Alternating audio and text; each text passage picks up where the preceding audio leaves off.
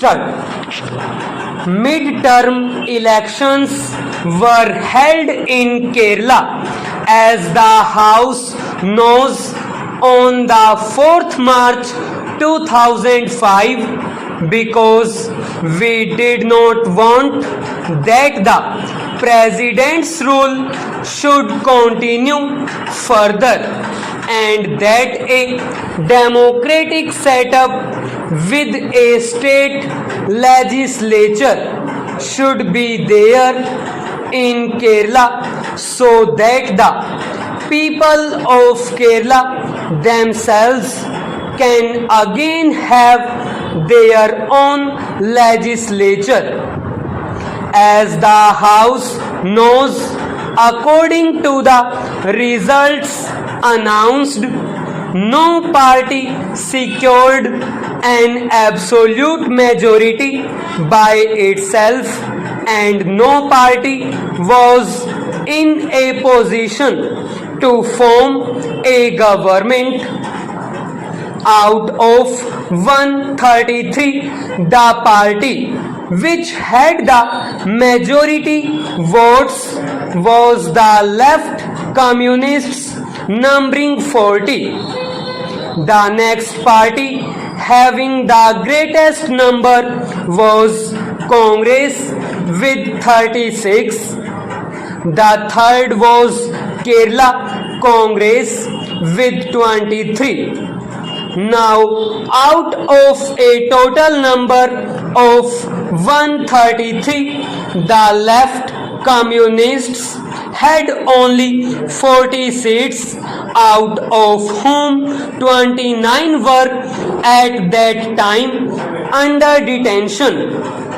We therefore explored all avenues likely to lead to the formation of a stable government.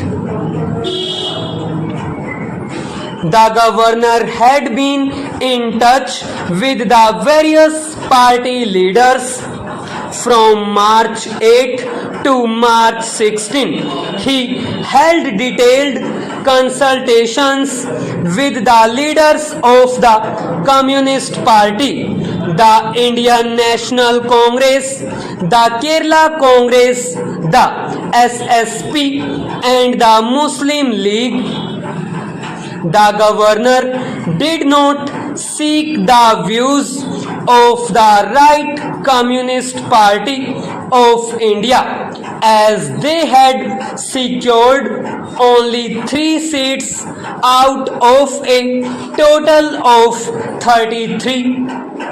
The position that emerged from these consultations briefly was that although it was possible for him to negotiate with the various groups and individual legislatures and evolve the basis on which a non-Congress government could be formed, the leaders of Kerala Congress and Muslim League made it clear to the governor that they would not join or support any ministry that might be formed or sponsored by the communists. The two major parties, Kerala Congress and Muslim League, said they would neither support nor the joint committee. Therefore, they could not work with the support of these two. So far as the Congress was concerned, its attitude was that it would act as a constitutional opposition to whatever government might be formed, supporting it only to the extent that its policies were in line with those of the Congress, but not otherwise. Therefore, that ministry could not expect support from the Congress party. Thus, what happened was that, except for the SSP, which was not opposed to a ministry formed or sponsored by the communists, the other parties were clear that they would neither lend their support to nor seek the support of the party in forming a government. In these circumstances, the governor found no possibility of the Communist Party commanding a working majority, even if those of their members who were under detention were allowed to function. Then also, except the SSP, there was nobody else to support them. The governor did not therefore call upon the leader of that party to form a government. The government also explored other possibilities.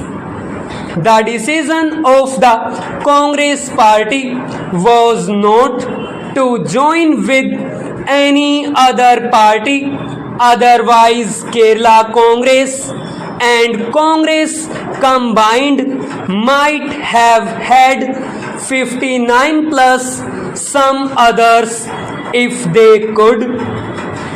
In view of the decision of the Congress party not to join with any other party to form a government, and the combined strength of the Kerala Congress, Muslim League, etc., being only 37, the governor came to the conclusion that there was no possibility also of any other party being able to form a combination with other parties and being able to form a ministry.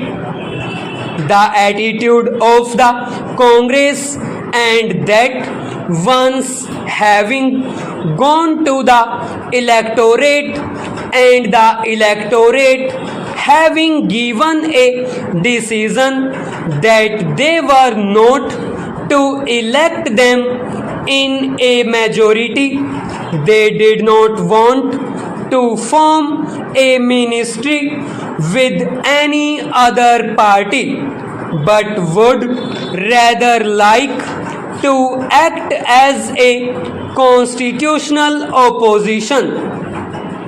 That was the stand taken. Therefore, there was no likelihood of any combination by any method whatsoever to have any party which could have a working majority.